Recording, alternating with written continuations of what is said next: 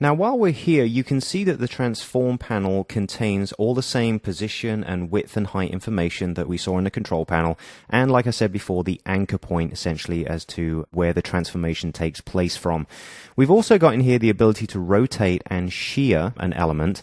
So if we rotate here, one advantage is at least we can use an anchor point to choose at which point that rotation applies from. So let's go back to our main selection tool, V, okay? And for now we could lock the layer, we can lock the wheel, we can come back to that later on, and we can go ahead and hide it. And let's come back to our stripes, make sure that that's unlocked. So let's come over to our A3 again, okay? Over here on the left side we can see our stripes that go across the page and also these horizontal guides that we've got.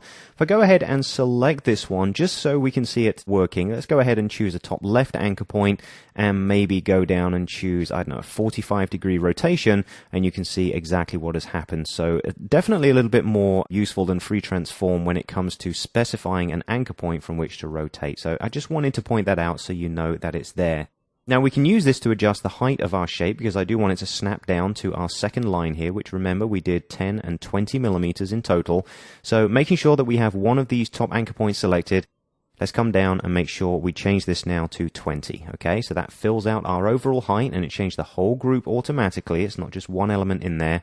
So this kind of looks good because we've got, a larger poster, therefore we should, have larger stripes here and utilize that nice color design that we've got.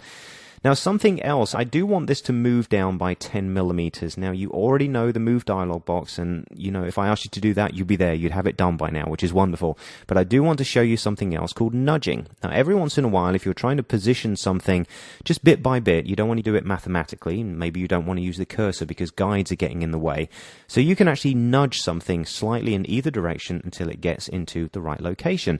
And for this, you simply use the arrow keys on the keyboard. Now it's important to know what your preferences are set to, and I did point this out back in one of the earlier lessons where we had a look at the preferences. Bring up your preferences dialog box and you'll see the very first item here, keyboard increment, okay?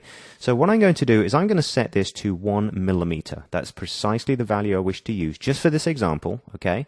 Go ahead and click OK.